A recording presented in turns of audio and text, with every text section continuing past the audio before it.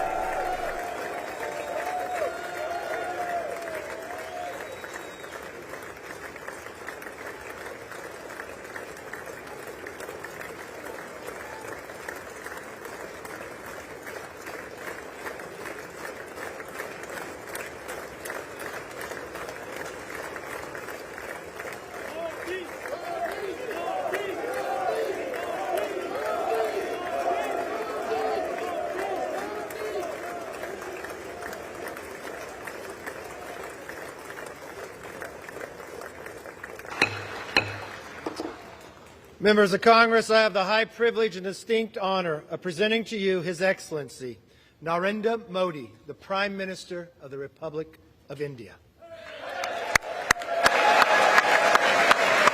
Thank you.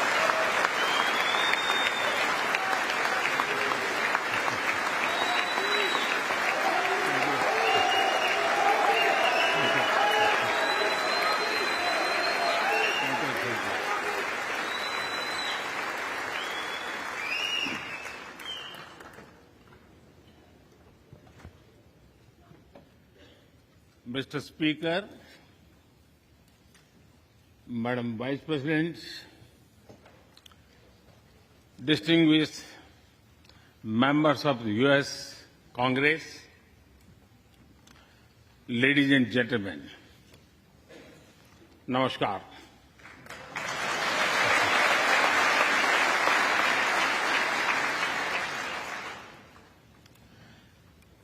It is always a great honor to address the United States Congress.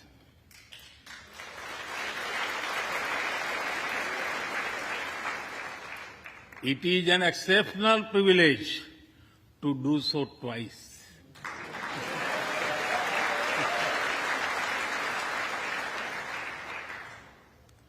For this honor,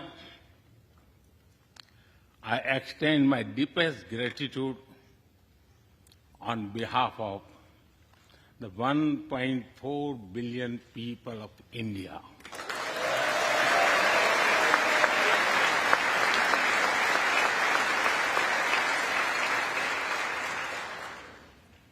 I see that nearly half of you were here in 2016.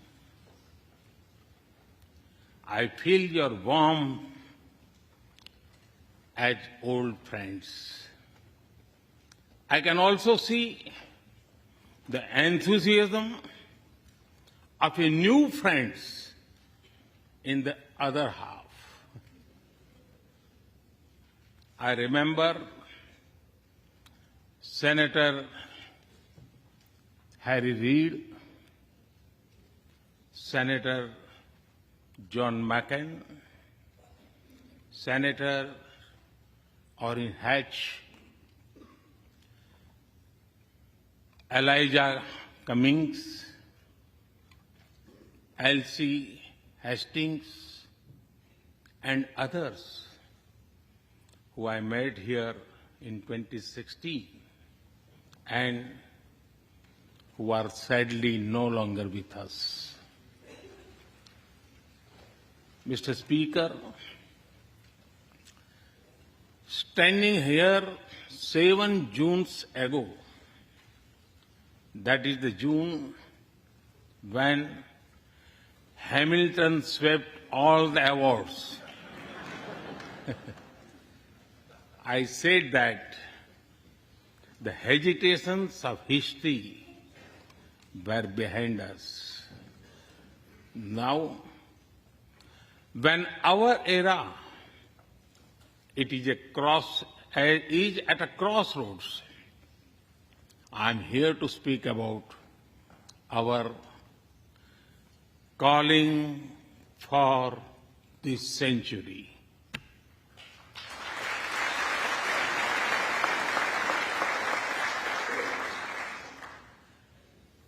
Through the long and widening road that we have traveled, we have met the test of friendship. A lot has changed since I came here 7 summers ago. But a lot has remained the same, like our commitment to deepen the friendship between India and the United States.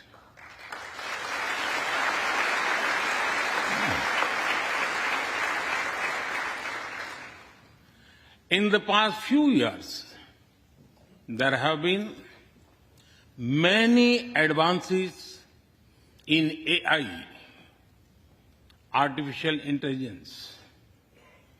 At the same time, there have been even more momentous development in another AI, America and India.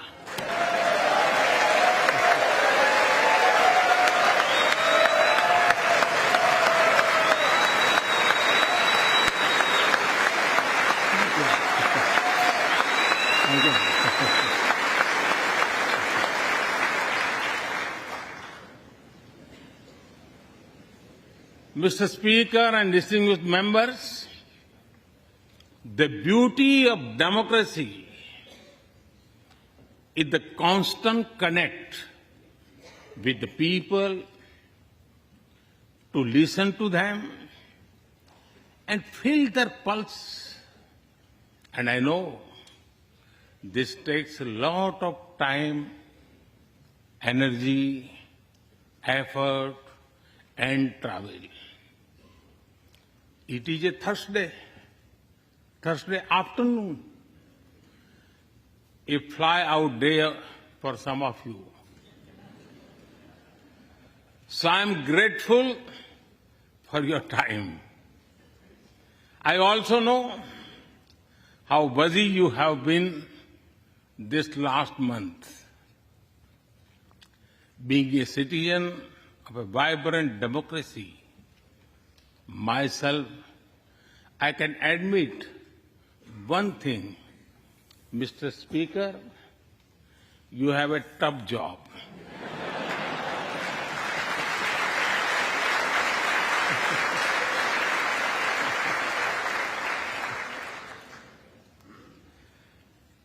I can relate to the battles of patience, persuasion, and policy. I can understand the debate of ideas and ideology. But I am delighted to see you come together today to celebrate the bond between world's two great democracies, India and the United States. Thank you.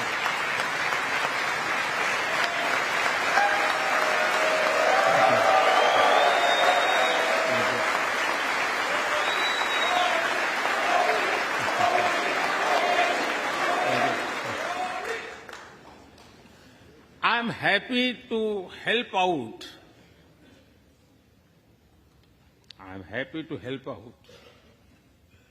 whenever you need a strong bipartisan consensus,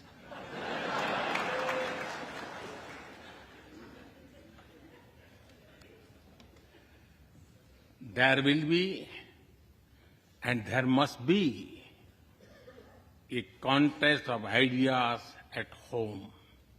But we must also come together as one when we speak for our nation.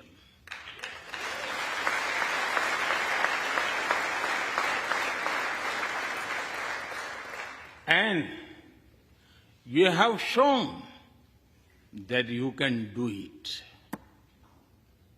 Congratulations.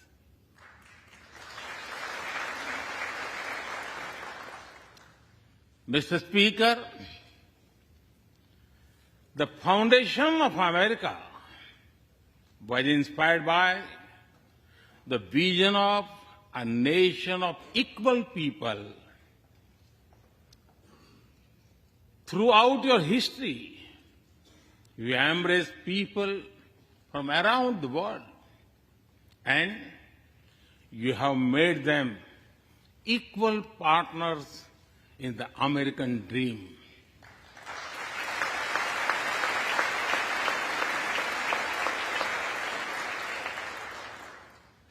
There are millions here who have roots in India.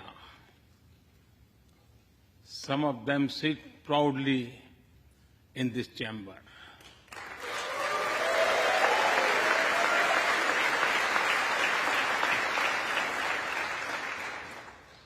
And there is one behind me who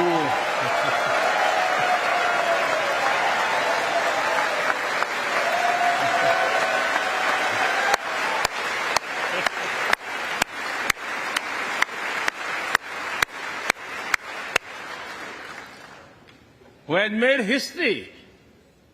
I'm told that the Samosa Caucus is now the flavor of the house. I hope it grows and brings the full diversity of Indian cuisine here.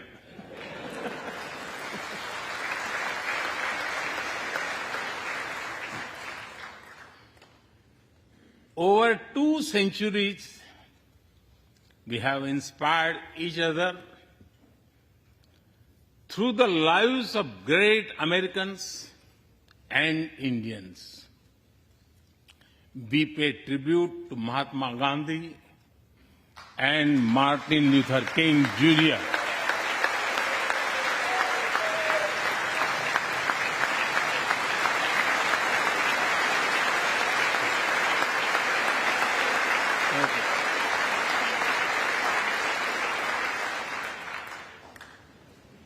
We also remember many others who work for liberty, equality, and justice. Today, I also wish to pay heartfelt tribute to one of them, Congressman John Lewis.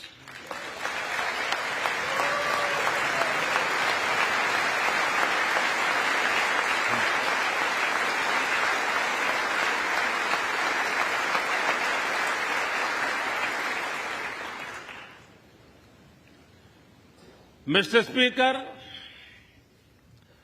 democracy is one of our sacred and shared values. It has evolved over a long time and taken various forms of systems. Throughout history, however, one thing has been clear.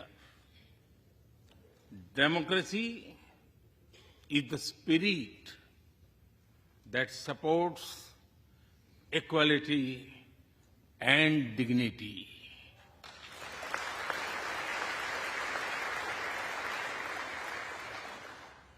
Democracy is the idea that welcomes debate and discourse.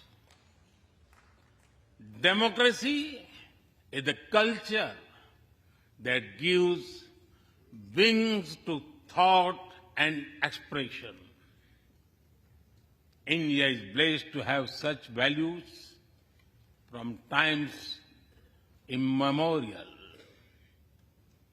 In the evolution of the democratic spirit, India is the mother of democracy.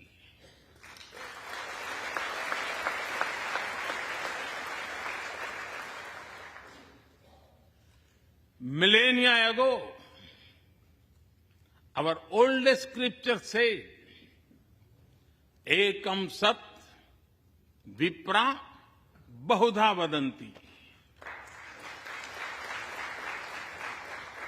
It means that truth is one, but the wise express it in a different ways. Now, the US is the oldest and India the largest democracy. Our partnership augurs well for the future of democracy.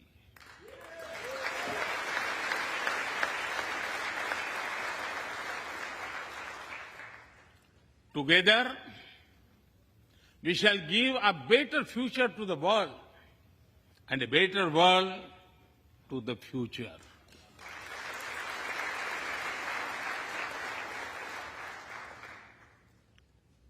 Mr. Speaker, last year, India celebrated 75 years of its independence. Every milestone is important, but this one was a special. We celebrated a remarkable journey of over 75 years of freedom after 1,000 years of foreign rule in one form or another. This was not just a celebration of democracy, but also of diversity. Not just of constitution, but also of its spirit of a social empowerment. Not just of our competitiveness and cooperative federalism, but also of our essential unity and integrity.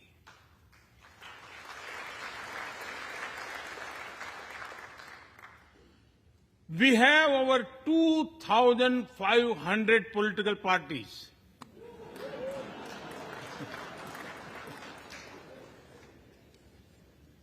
Yes, you heard that right. 2,500. About 20 different parties govern various states of India.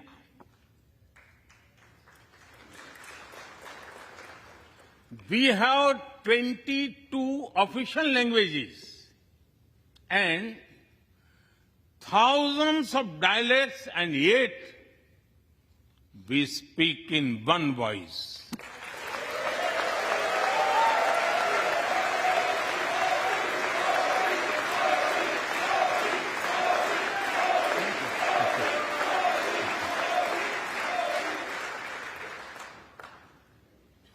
Every 100 miles, our cuisine changes.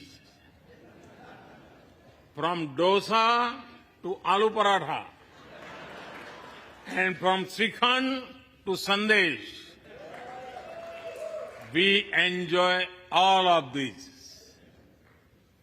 We are home to all faiths in the world, and we celebrate all of them.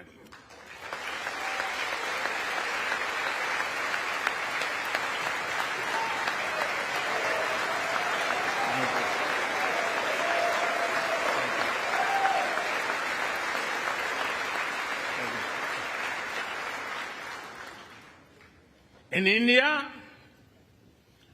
diversity is a natural way of life. Today, the world wants to know more and more about India. I see that curiosity in this house too. We were honored to receive over 100 members of the U.S. Congress in India over the last decade.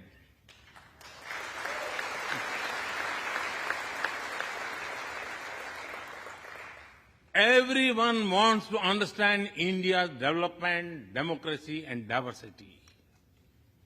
Everyone wants to know what India is doing right and how. Among close friends, I'm happy to share the same. Mr. Speaker, when I first visited the U.S. as a Prime Minister, India was the 10th largest economy in the world. 10th. Today, India is the 5th largest economy.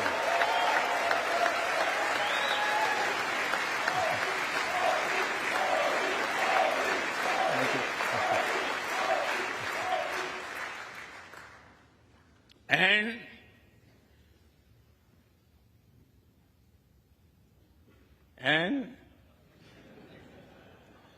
India will be the 3rd largest economy soon.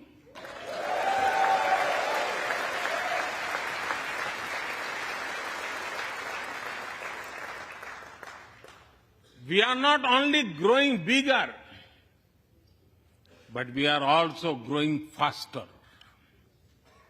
When India grows, the whole world grows.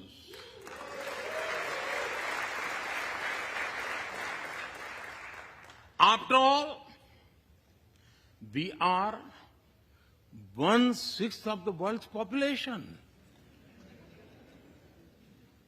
In the last century,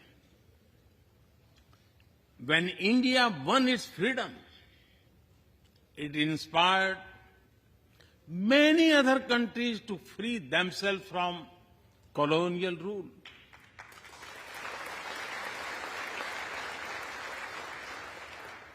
In this century, when India sets benchmark in growth, it will inspire many other countries to do the same.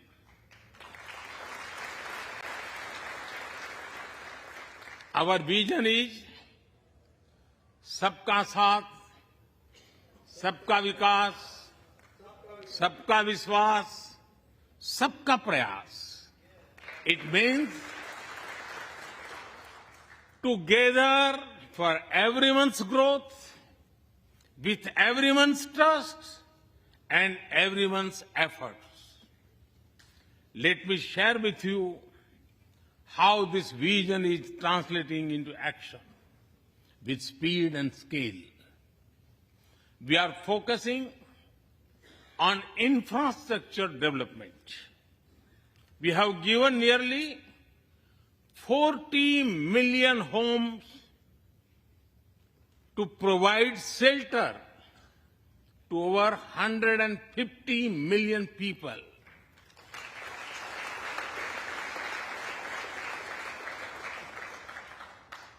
That is nearly 6 times the population of Australia.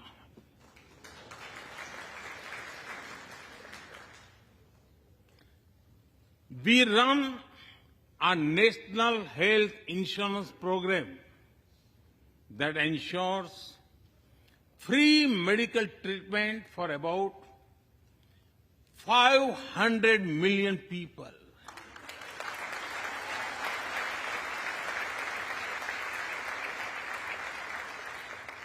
$500 million people, that is greater than the population of South America.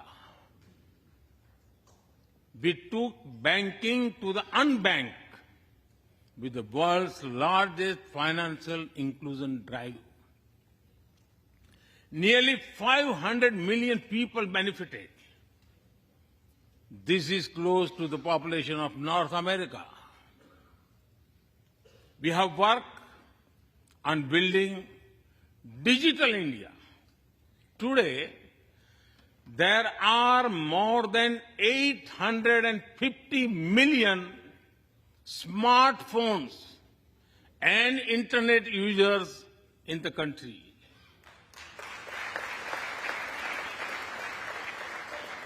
This is more than the population of Europe. We protected our people with 2.2 billion doses of made in India COVID vaccines.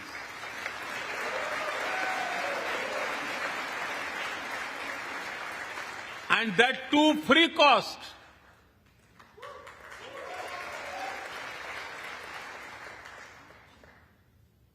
I may be running out of continent soon, so I will stop here. Distinguished members, the Vedas are one of the world's oldest scriptures. They are a great treasure of humanity composed thousands of years ago. Back then, women sages composed many verses in these Vedas. And today, in modern India, women are leading us to a better future.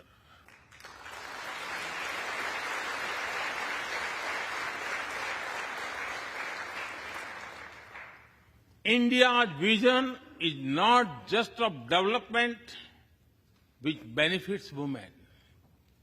It is of women-led development where women lead the journey of progress.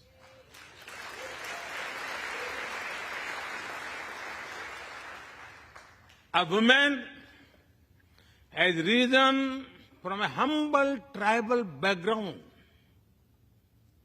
to be our head of states.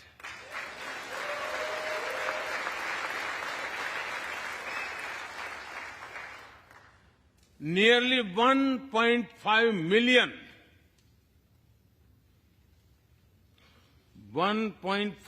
million elected women lead us at various levels.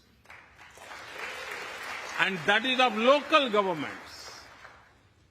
Today, women serve our country in the Army, Navy, and Air Force. India also has the highest percentage of women airline pilots in the world.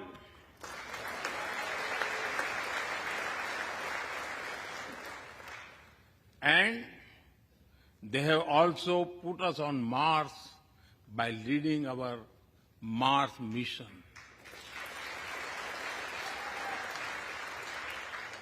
I believe that investigating in a girl child lifts up the entire family. Empowering women transforms the nation.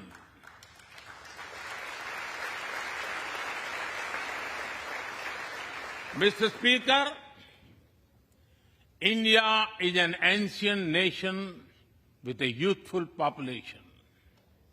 India is known for its traditions, but the younger generation is also making a hub of technology, be it creative reels on Insta or real-time payments.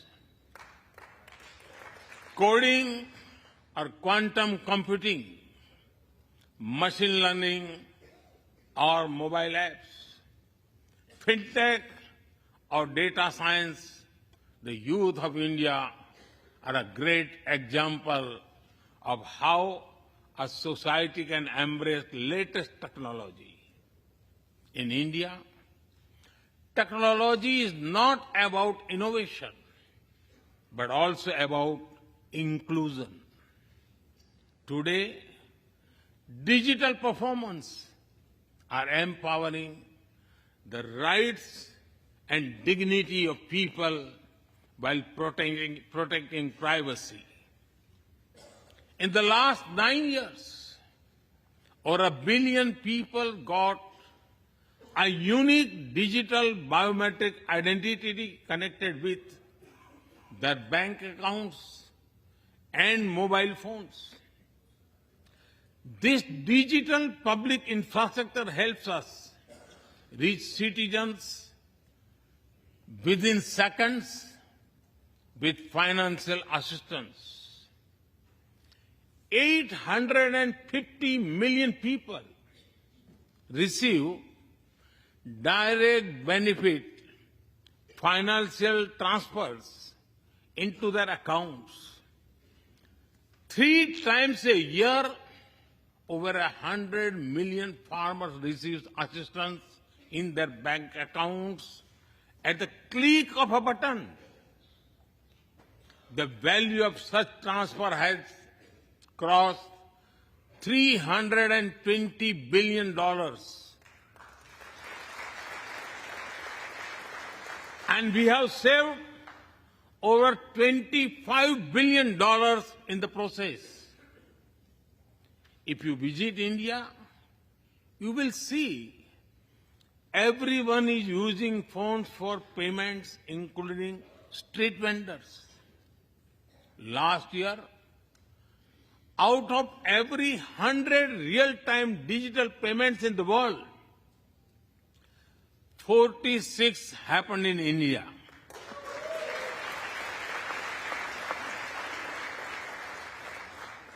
Nearly 400,000 miles of optical fiber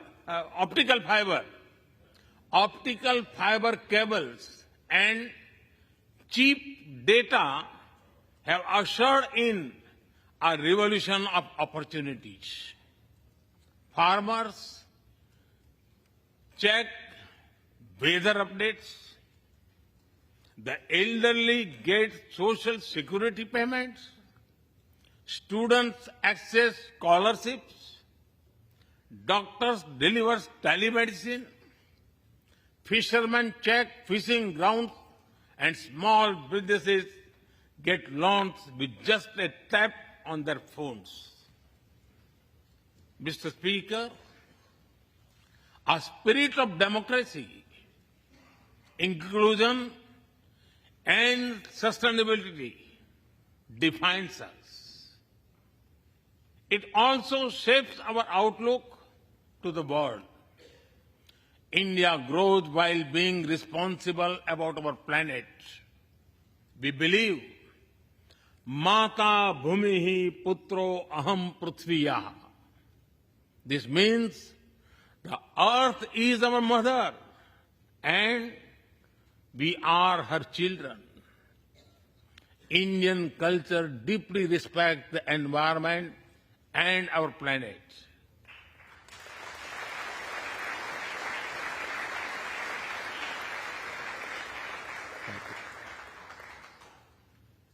While becoming the fastest growing economy, we grew our solar capacity by 2,300%. Yes, you have heard right. 2,300%.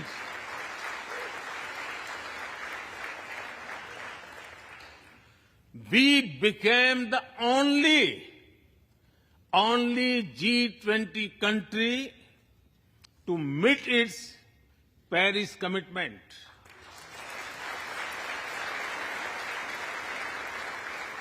We made renewables account for over 40% of our energy sources, 9 years ahead of the target of 2030. But we did not stop there. At the Glasgow summit, I proposed Mission Life, lifestyle for environment. This is a way to make sustainability a true people's movement. To leave it to be the job of governments alone, by being mindful in making choices, every individual can make a positive impact. Making sustainability a mass movement, we help the world reach the net zero target faster. Our vision is pro-planet progress. Our vision is pro-planet prosperity. Our vision is pro-planet people.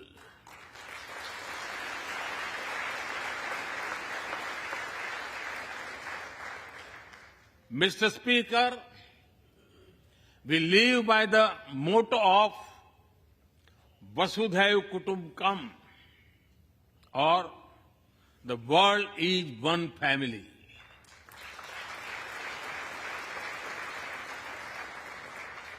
Our engagement with the world is for everyone's benefit. The one sun, one world, one grid seek to join us. All is connecting the world with clean energy.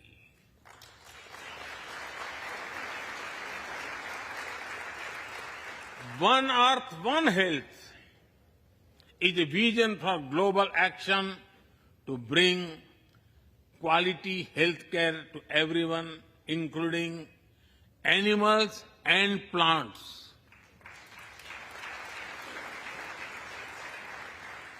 The same spirit is also seen in the theme when we chair the G20, One Earth, One Family, One Future. We advance the spirit of unity through yoga as well. Just yesterday, the whole world came together to celebrate the International Day of Yoga.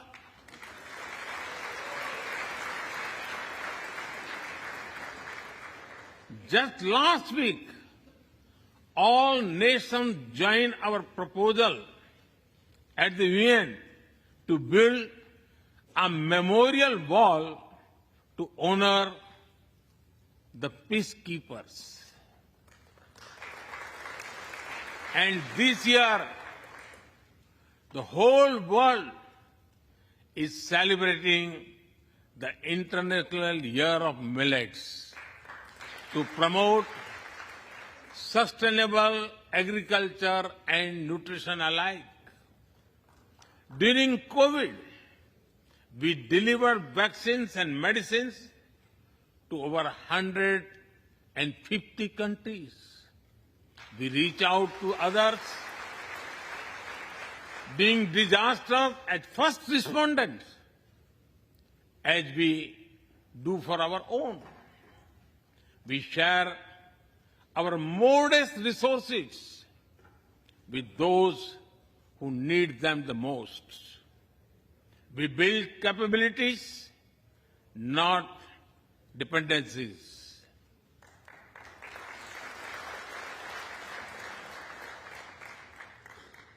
Mr. Speaker, when I speak about India's approach to the world, the United States occupy a special place.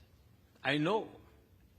Our relations are of great importance to all of you. Every member of this Congress has a deep interest in it. When defense and aerospace in India grow, industries in the state of Washington, Arizona, Georgia, Alabama, South Carolina, and Pennsylvania thrive.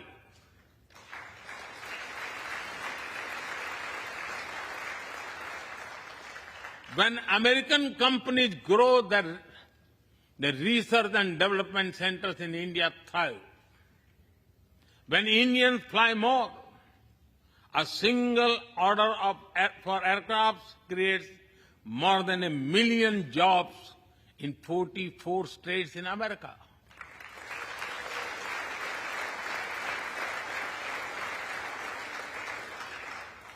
When an American phone makers invest in India, it creates an entire ecosystem of jobs and opportunities in both countries. When India and US work together on semiconductors and critical minerals, it helps the world in making supply chains more diverse, resilient, and reliable.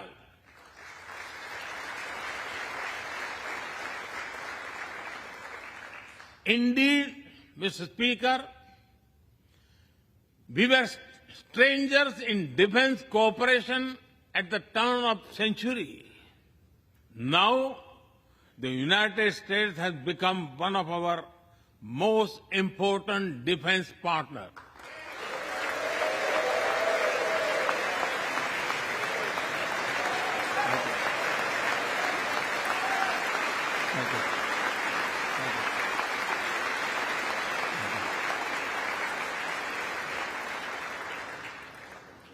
Today, India and the US are working together in space and in the seas, in science and in semiconductors, in startups and sustainability, in tech and in trade, in farming and finance, in art and artificial intelligence, in energy and education, in healthcare and humanitarian efforts.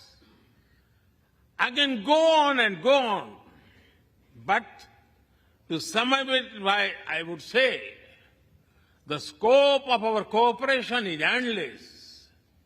The potential of our synergies is limitless, and the chemistry in our relations is effortless.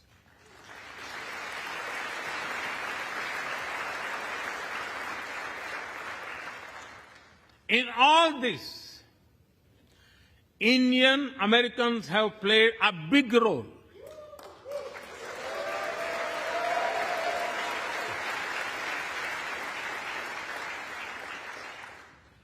They are brilliant in every field, not just in spelling bee.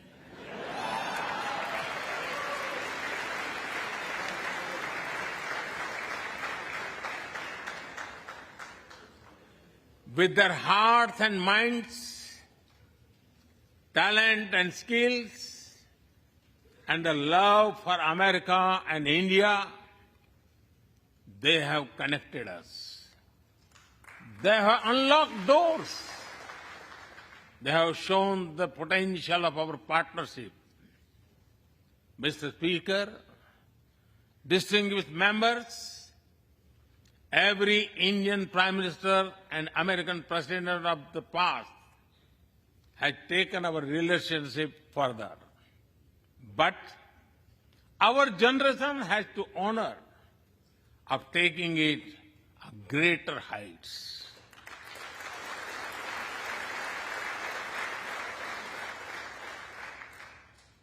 I agree with President Biden that this is a defining partnership of this country,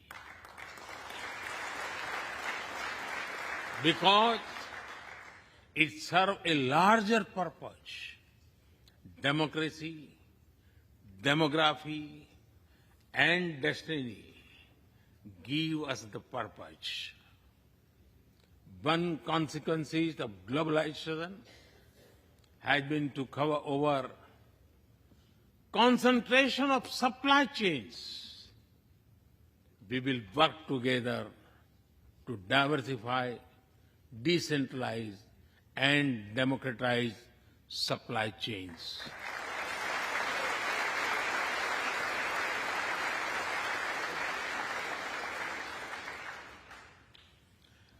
Technology will determine the security, prosperity, and leadership in the 21st century. That is why our two countries established a new initiative for critical and emerging technologies. Our knowledge partnership will serve humanity and seek solutions to the global challenges of climate change, hunger, and health. Mr. Speaker and distinguished members, the last few years have seen deeply disruptive developments.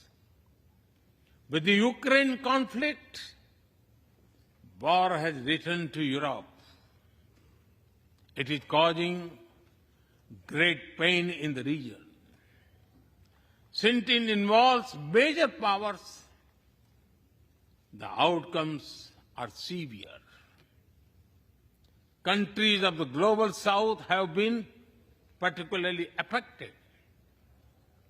The global order is based on the respect for the principle of the UN Charter, peaceful resolution of disputes, and respect for sovereignty and territorial integrity.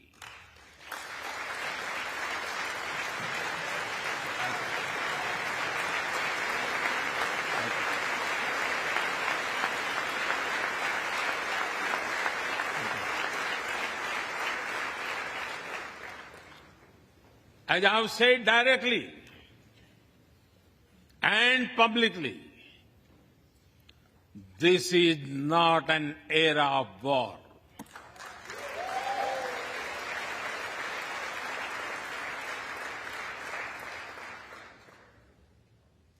But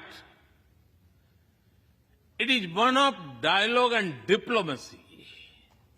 And we all must do what we can to stop the bloodshed and human suffering.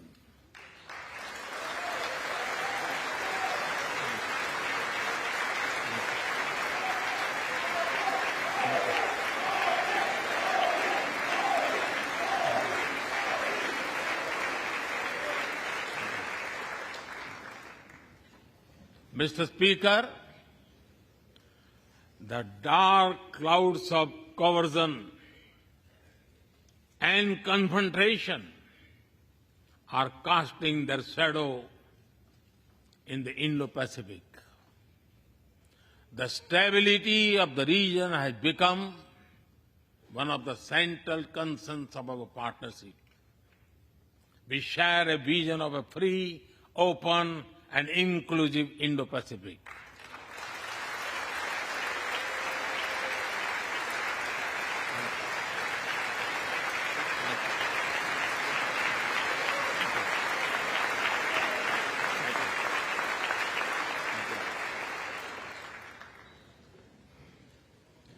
Connected by secure seas, defined by international law, free from domination, and anchored in ASEAN centrality.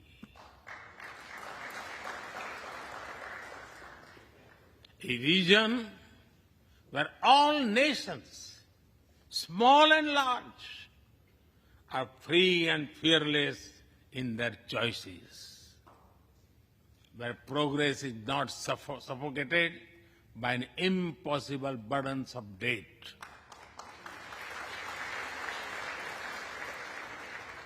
Where connectivity is not leveraged for strategic purposes, where all nations are lifted by the high tide of shared prosperity. Our vision does not seek to contain or exclude, but to build a cooperative region of peace and prosperity.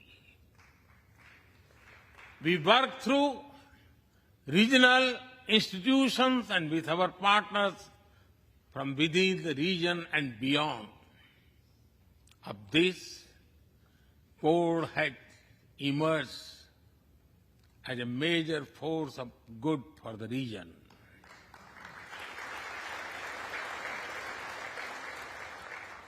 Mr. Speaker, more than 2 decades after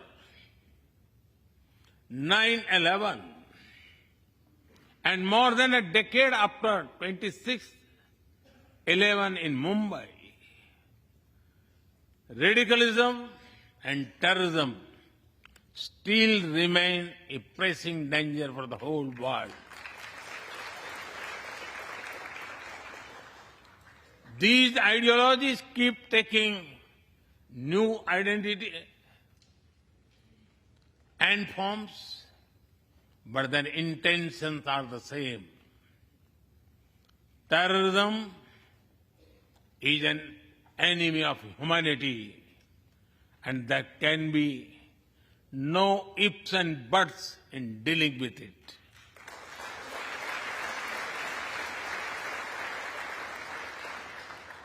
We must overcome all such forces sponsoring and exporting terror.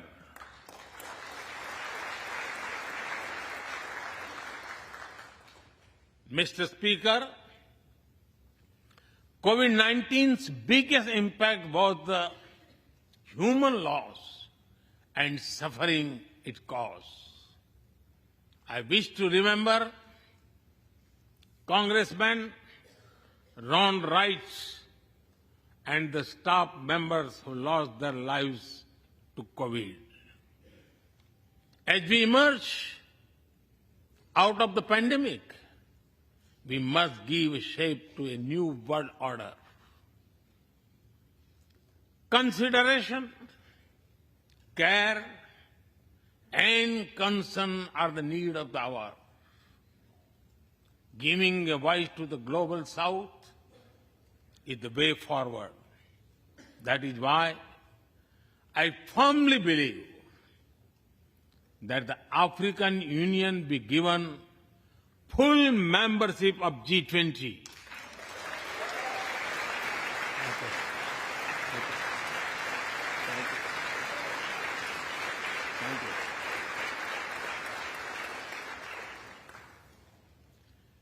We must revive multilateralism and reform multilateral institutions.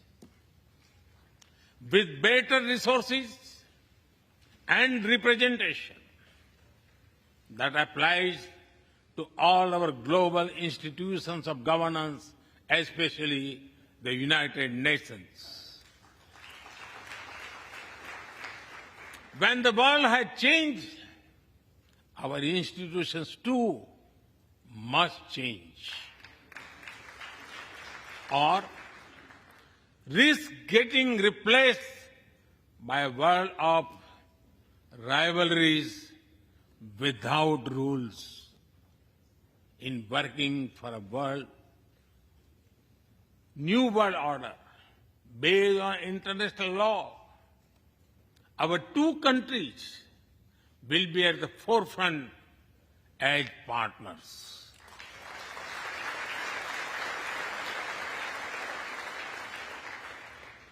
Mr. Speaker and distinguished members, today we stand at a new dawn in our relationship that will not only shape the destiny of our two nations, but also that of the world. As the young American poet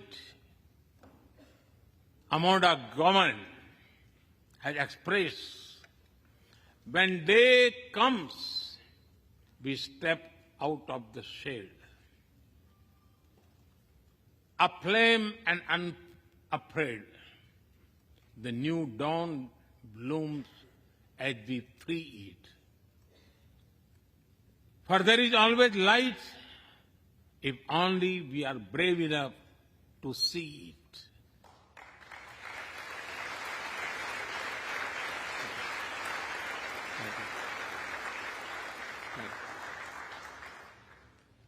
Our trusted partnership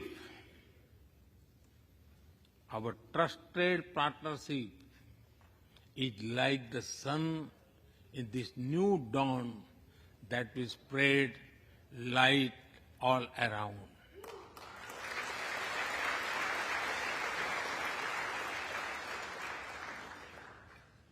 I am reminded of a poem that I once wrote. आसमान में सिर उठाकर, आसमान में सिर उठाकर, घने बादलों को चीरकर, रोशनी का संकल्प ले, अभी तो सूरज उगा है।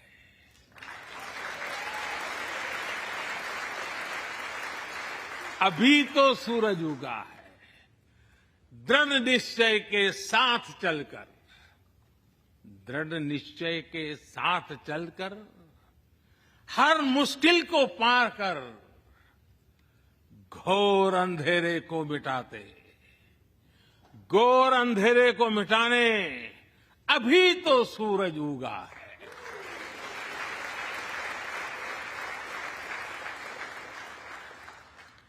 If I were to say it in English, it would be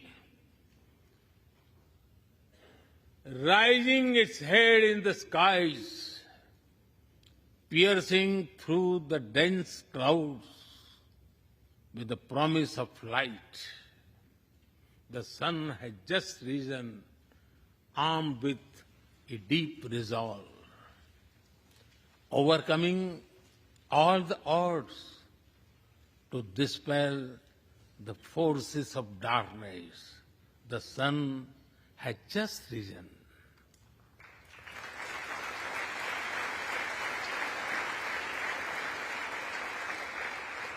Mr. Speaker and distinguished members, we come from different circumstances and history, but we are united by a common vision and by a common destiny. When our partnership progresses, economic resilience increases, innovation grows, science flourishes, knowledge advances, humanity benefits, our seas and skies are safer, democracy will shine brighter, and the world will be a better place. That is the mission of our partnership. That is our calling for this century. Mr. Speaker and distinguished members, even by the high standards of our partnership, this visit is one of the great positive transformations. Together, we shall demonstrate that democracies matter and democracies deliver.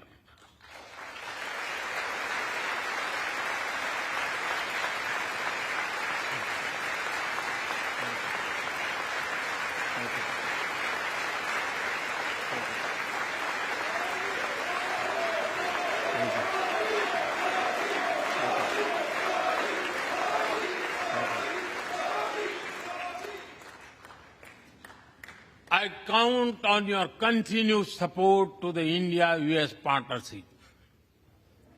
When I was here in 2016, I said that our relationship is primed for a momentous future.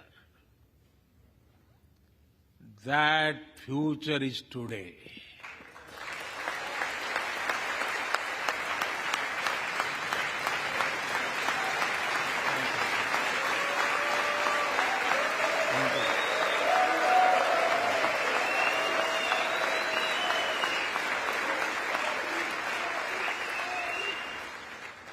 Thank you once again, Mr. Speaker, Madam Vice President, and the distinguished members of this honor. God bless America. Jai Hind. Long live India-US friendship. Thank you.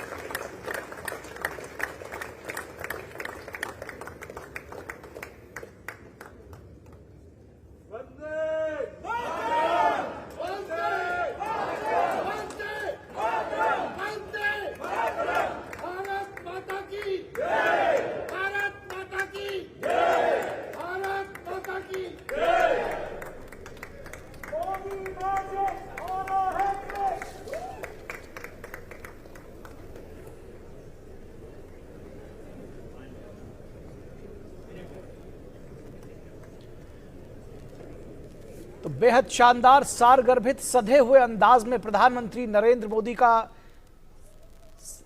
भाषण अमेरिकी संसद के दोनों सदनों के संयुक्त सत्र को संबोधित किया। प्रधानमंत्री नरेंद्र मोदी ने ऐतिहासिक क्षण है और इस समय कुछ जो सीनेटर्स हैं, जो कांग्रेसमैन हैं, वो प्रधानमंत्री से ऑटोग्राफ भी लेते हुए, जिस तरह से प्रधानमंत्री का स्वागत किया गया, जिस तरह से उनका इस्तकबाल किया गया, वो अभूतपूर्व है। प्रधानमंत्री नरेंद्र मोदी का मोदी के नारों के साथ स्वागत किया गया अमेरिका के सदन में। ये देखना हर एक भारतीय के लिए गौरव का क्षण है और अभूतपूर्व है। देखिए, प्रधानमंत्री अमेरिकी सांसदों से घिरे हुए हैं और कुछ लोगों को ऑटोग्राफ भी देते हुए।